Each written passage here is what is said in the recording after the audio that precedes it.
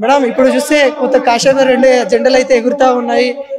తెలంగాణకి ఏం సందేశం ఇవ్వబోతున్నారు అమిత్ షా గారు? నా పేరు అరకల సుధా. నేను స్టేట్ మహిళా మోర్చా జనరల్ సెక్రటరీ. ఈరోజు అమిత్ షా గారి సభ జన జాతర సభ మన Malkajgiri parliament, only Malkajgiri parliament సంబంధించి 1,00,000 మందితోని ఈ యొక్క సభని విజయవంతంగా చేయాలని చెప్పేసి ఈటెల రాజేందర్ గారు మా అందరికీ కూడా దిశానిర్దేశించడం జరిగింది. ఈ యొక్క అమిత్ షా గారి సభ జనాలను ఉద్దేశించి రాబోయే రోజులలో చాలా చక్కగా కాషాయం జెండా ఏదైతే మన తెలంగాణలో 17కి 17 సీట్లు మన భారతీయ జనతా పార్టీ కైవసం చేసుకోవాలని చెప్పేసి దిశానిర్దేశించడం జరుగుతూ ఉంది.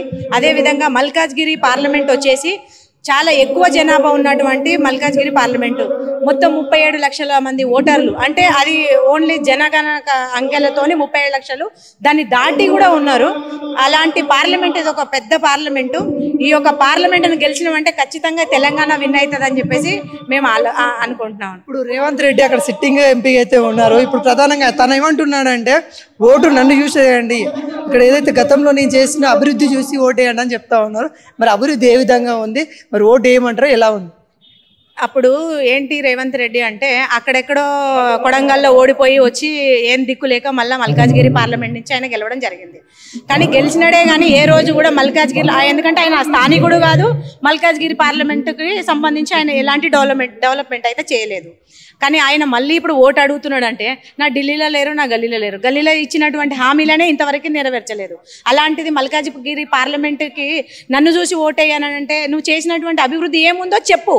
నిన్ను చూసి ఓటేయడం కాదు, నువ్వు చేసినటువంటి అభివృద్ధి దాని గురించి చెప్పి అడిగితే కనీసం ఓట్లైనా వస్తాయేమో. కానీ ఇలా బుద్ధి లేని మాటలు మాట్లాడేసి నన్ను చూసి అంటే నిన్ను చూసి ఎందుకు వేస్తారు జనాలు? వాళ్ళ డెవలప్మెంట్ అని చూసేస్తారు. ఖచ్చితంగా అక్కడ మోదీ గారు విశ్వగురువుగా ఖచ్చితంగా రాబోతున్నారు. మన భారతదేశాన్ని ప్రపంచంలో నలుమూలలో కూడా ఒకప్పుడు తెలియనటువంటి మన భారతదేశాన్ని నలుమూలలో తెలిసే విధంగా G20 సదస్సుకి అధ్యక్షత వహిస్తూ మన నరేంద్ర మోడీ గారు మన భారతదేశాన్ని గొప్ప స్థానంలోకి తీసుకెళ్లడం జరిగింది. ఏదైతే మళ్ళీ ఈ యొక్క ప్రధానమంత్రిగా తర్వాత ఈ 370 సీట్లని మేము అనుకుంటున్నాము. 370 సీట్లు కాదు, 400 సీట్లు కూడా మేము కైవసం చేసుకొని ఖచ్చితంగా నరేంద్ర మోడీ గారిని విశ్వగురువుగా మేము చూస్తామని చెప్పేసి మేము కోరుకుంటాము. ఇదే మొన్నటి నుండి గాడిద గుడ్డును పట్టుకొని కూడా ప్రచారం చేస్తూ ఉన్నారు. మరి నిజంగా బీజేపీ మరి తెలంగాణకి ఏమి ఇచ్చింది? నిజంగా గాడిద గుడ్డే ఇచ్చిందా, ఏమి ఇచ్చిందా సార్? గాడిద గుడ్డ అని ఆయన అంటున్నాడు. ఆయననే క్వశ్చన్ వేసుకోవాలి. ఎందుకంటే నరేంద్ర మోడీ గారు వచ్చినప్పుడు మరి ఏ విధంగా నువ్వు వెళ్ళి వెల్కమ్ చెప్పి అన్నా నీ సహాయం మాకు అందాలి అని చెప్పేసి ఆప్ మేరే బడే భాయ్ హే, హమ్ చోటే భాయ్ హే, హమ్ తెలంగాణకు ఆప్ కంపల్సరీ దేఖ్నా హే, మేరే ఫండ్స్ దేనా హే అని అన్నాడు. మరి నిజంగానే నరేంద్ర మోడీ గారు ఏమి ఇవ్వకపోతే నువ్వు ఫండ్స్ ఎలా అడిగావు? ఆ గాడిద గుడ్డు ఏంటి అనేది నువ్వే దానికి ఆన్సర్ చేయాలి. అది ఆయననే చేయాలి.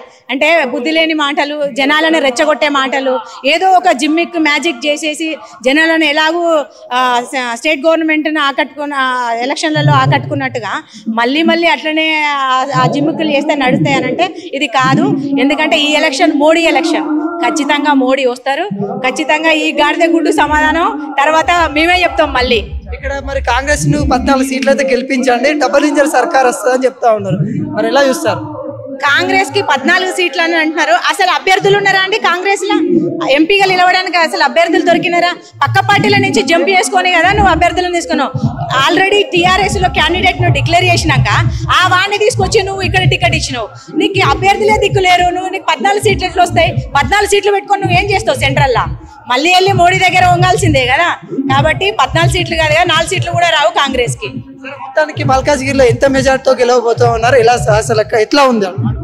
ఖచ్చితంగా మల్కాజ్గిరి వారి పెద్ద పార్లమెంటు, అక్కడి నుంచి ఖచ్చితంగా మేము 10 లక్షల మెజారిటీ మేము మా ఈటెల రాజేందర్ గారికి అందిస్తాము. ఎందుకంటే ఆయన జననాయకుడు, జనంలో నుంచి వచ్చినటువంటి నాయకుడు, ఒక చిన్న మాట అంటేనే పడని నాయకుడు. అలాంటిది హుజూరాబాద్లో 10 లక్షలు ఇస్తా అంటే కూడా ఒక్కొక్కరు ఓటేయని పరిస్థితి కేసీఆర్కి. అలాంటి చోట గెలిచి వచ్చిన నాయకుడు ఈరోజు మన మల్కాజ్గిరి పార్లమెంట్లో ఉన్నాడంటే అంతకు మించిన గొప్పతనము, అంతకు మించిన ఆనందం ఇంకోటి ఉండదు. ప్రజలందరూ కూడా అన్ని పార్టీలకు అతీతంగా, ఇటు కాంగ్రెస్ పార్టీ అటు టీఆర్ఎస్ పార్టీ, వాళ్ళందరూ కూడా మేము ఈటెల రాజేందర్ అన్నకే ఓటేస్తామని ప్రతి ఒక్కరు చెప్పడం జరుగుతుంది. భారీ మెజారిటీతోని మేము మల్కాజ్గిరి పార్లమెంట్ కైవసం చేసుకుంటాం.